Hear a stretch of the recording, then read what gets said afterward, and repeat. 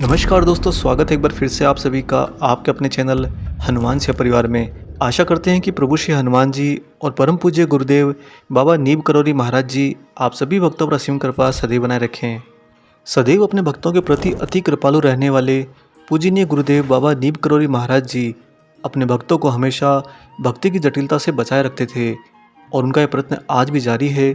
भक्ति की जटिलता अर्थात भक्ति के अंदर बहुत कुछ खोजने का प्रयास करना और उसके लिए व्याकुल रहना। जिस तरह से आप इस भौतिक जगत के अंदर पूरे जीवनोपरांत कुछ ना कुछ कार्य करते रहते हैं, कुछ ना कुछ उपलब्धियां प्राप्त करते हैं और साथ ही कुछ ना कुछ भौतिक संसाधनों के लिए खुद का स्वामित्व भी बना लेते हैं। और इन सब की वास्तविकता यह निकलती है कि जब हम इस शरीर का त्याग करते हैं तो ये सारा का सारा एक स्वप्न से ज़्यादा कुछ नहीं होता। ना ही इसमें से कुछ भी हमारे साथ जाता है, ना ही हम किसी के ऊपर अपना स्वामित्व और ज़्यादा रख पाते हैं। तो जिस तरह से ये जीवन बहुत ज़्यादा सरल है फिर भी मनुष्य ने इसको जटिल बना रखा है, ठीक बिल्कुल इसी तरह से भक्ति मार्ग दोस्तों बहुत ही सरल है, बहुत ज़्यादा ही सरल है। परंतु मनुष्य उस भक्ति मार्ग पर चलते हुए मैं भक्ति कैसे करूं, मैं कितना पूजा पाठ करूं, मैं कौन से मंत्रों का उच्चारण करूं, मैं किस तरह की साधना करूं, मैं किस बाबा के पास जाऊं, मैं किस संत के पास जाऊं, मैं किस गुरु के पास जाऊं, ऐसे न जाने कितने प्रश्नों को उलझाते हुए मनुष्य अपने भक्ति मार्ग को जटिल कर लेता है। जब कभी आप मंदिर जाएं तो इस बात पर गौर कीजिएगा कि जो कोई छोटे छोटे बालक मंदिर में आते हैं उनका जो हाथ जोड़ने की मुद्रा होती है वह मुद्रा तो वास्तव में बहुत ही अव्यवस्थित होती है, परंतु फिर भी वे तो ईश्वर को वही भाव दे रहे होते हैं जो आप बहुत ही सहज होकर कि मेरे हाथ सही से जुड़े हुए हैं कि नहीं हैं, कोई मुझे टेढ़ा देखकर चिढ़ा न दे, कोई मेरे पर कटाक्ष भरी दृष्टि न डाले। इसी भाव के कारण आप अपने आप को बहुत ज़्यादा सहज करके फिर भगवान के सामने हाथ जोड़ते हैं। परंतु वो जो बालक बिना सहज हुए असहज भाव से बिल्कुल प्राकृतिक रूप से जैसे भी हाथ जोड़े, उसने अपना भाव ईश्वर को समर्पित किया और भगवान ने उसके भाव को ग्रहण किया। तो यहाँ पर ये बहुत ही स्पष्ट है कि भक्ति बहुत ज़्यादा सरल है। अब कुछ लोगों का ये मत भी निकलेगा कि फिर भक्ति के अंदर इतनी ज़्यादा मर्यादा क्यों। दोस्तों, मर्यादा उसके लिए होती है जो मर्यादाओं का उल्लंघन करता है।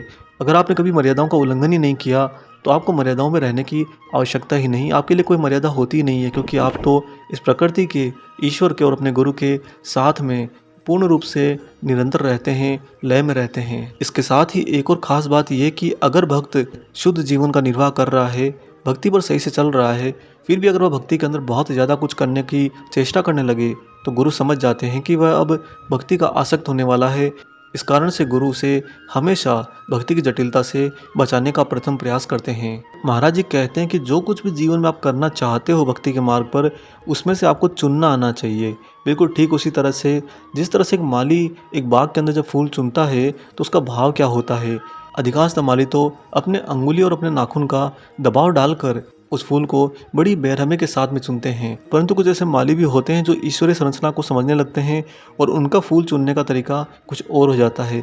दोस्तों, दोनों ही परिस्थिति के अंदर आखिर में चुनना तो फूल ही होता है और फूल वास्तव में तो सुंदर और प्राकृतिक होता है। बिल्कुल ठीक इसी तरह से हम भक्ति के मार्ग में क्या चुनते हैं यह हमारे पर निर्भर करता है कि हम किस प्रकार चुनते हैं। और यही एक खास कारण है कि महाराज जी अपने ही भक्त को जटिलता से हमेशा बचाने के लिए प्रयत्नशील रहते हैं।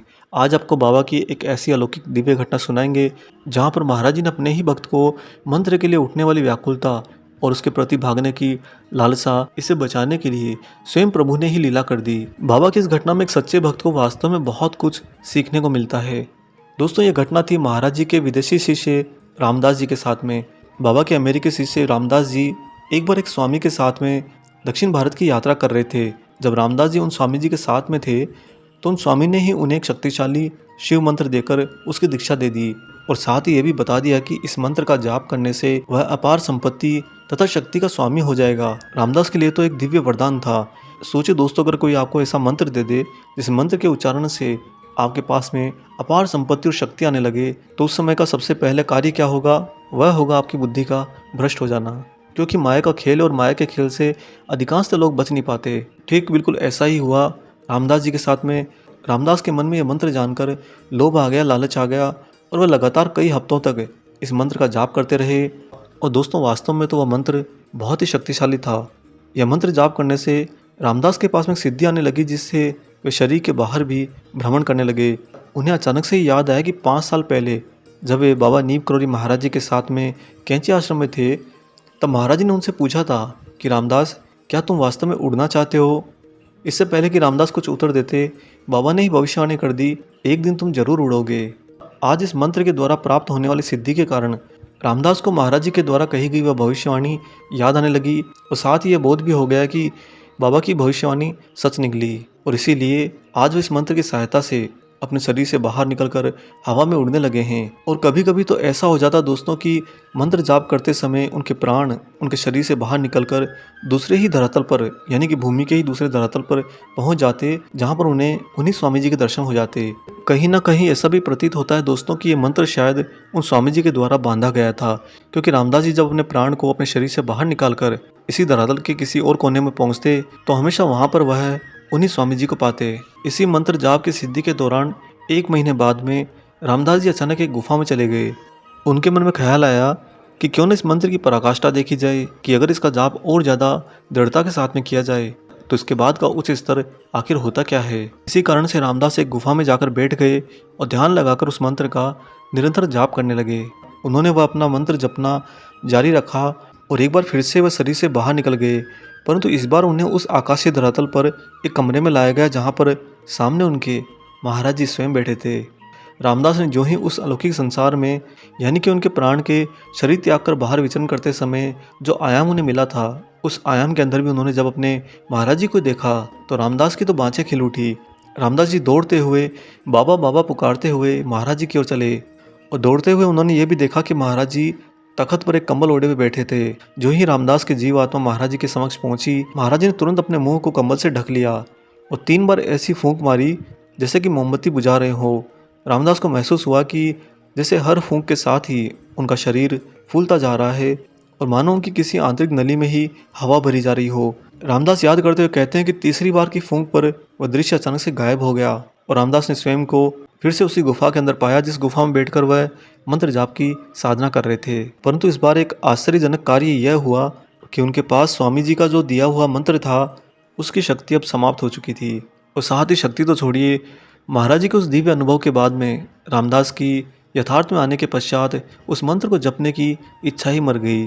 तत्पश्चात रामदास जी को इस बात का बोध हुआ कि वास्तव में तो महाराज जी ने उन्हें मुक्त कर दिया है। रामदास जी साथ ही ये भी समझ गए कि जिस मंत्र के उच्चारण के लिए, जिस मंत्र के द्वारा सिद्ध साधना को प्राप्ति में परिवर्तित करने के लिए वो निरंतर प्रयासरत थे और साथ ही उस मंत्र के प्रभाव के उच्चतम स्तर को देखने की जो उनकी लालसा थी, जिसके पीछे वो भाग रहे थे, वह सब कुछ मिलाकर मात्र भक्ति की जटिलता थी। और चूँकि महाराज जी का कोई भी भक्त चाहे दुनिया के किसी भी कोने में हो, चाहे किसी भी गतिविधि या किसी भी घटना के अंतर्गत हो, महाराज जी उसे बहुत ही पैनी निगाह से देखते रहते हैं और बाबा हमेशा ना सिर्फ अपने भक्तों पर कृपा करते हैं, उन्हें कुछ देते हैं, अपितु उन्हें बचाने का काम भी बहुत ही जल्दी करते हैं। जो ही महाराज जी को लगे कि उनका भक्त अब जटिलता में फंस रहा है, चाहे वह जीवन की हो, चाहे वह आध्यात्मिक सफ़र की हो, महाराज जी किसी न किसी रूप में, किसी न किसी लीला को रचते हुए, सारे आयाम को भेदते हुए अपने भक्त के नज़दीक पहुँच जाते हैं और दोस्तों उसे हर हाल में उसमें से बाहर निकाल लेते हैं। और इसी कारण से महाराज जी को सर्वज्ञ, सर्वसमर्थ और सर्वदाता कहा जाता है। बाबा हर जगह पर हैं, सब कुछ करने में समर्थ हैं और सब कुछ आपको देते भी हैं। और बदले में महाराज जी अपने भक्त से क्या चाहते हैं? मात्र और मात्र सरलतम भक्ति। महाराज जी कहते हैं कि भक्ति के मार्ग पर जब आप चलो तो जो कुछ भी आप करना चाहते हो बहुत जल्दी उसके लिए व्याकुल ना हो जाओ। अगर आपको सही से चुनना नहीं आया तो आप उस सही चुनने की बजाय गलत को चुन लोगे और गलत को ही सही मानकर उसके साथ में आसक्त हो जाओगे। तो भक्ति के मार्ग पर ऐसी घटने वाली सारी घटनाएं या विधियां जिनके साथ मनुष्य आसक्त हो सकता है, वह अंत में जाकर एक भ्रम से ज़्यादा कुछ नहीं निकलता। उसके द्वारा वास्तव में उस जीवात्मा को कुछ भी शुद्धतम स्तर पर प्राप्त नहीं होता। महाराज जी के श्री चरणों में रहने से एक सच्चे भक्त को इस बात का बोध होता है और ज्ञान होता है कि प्रभु वास्तव में उस पर कृपा जो कर रहे हैं वो तो उसे जटिलताओं से बाहर निकालने के लिए कर रहे हैं, ना कि उसे और ज़्यादा आसक्त करके जटिलताओं में डालने के लिए। हम उम्मीद करते हैं कि आप महाराज जी की इन गहरी बातों को समझने में समर्थ हुए होंगे। और अगर आप में से किसी को फिर भी प्रश्न रह जाते हैं तो आप कमेंट बॉक्स में लिख सकते हैं या फिर इंस्टाग्राम पर भी जाकर DM कर सकते हैं, मैसेज कर सकते हैं। हम आपके प्रश्नों को ज़रूर आने वाले किसी विशेषांक में सम्मिलित करेंगे। आशा करते हैं दोस्तों आज का ये खास विशेषांक आपको ज़रूर पसंद आया हो। वीडियो अगर अच्छा लगा है तो जाने से पहले इसे लाइक कर दीजिए और अगर आप चैनल पर नए हैं तो चैनल को सब्सक्राइब भी कर लीजिए। मिलेंगे बहुत जल्दी ही एक और ऐसे ही दिव्यांग के साथ।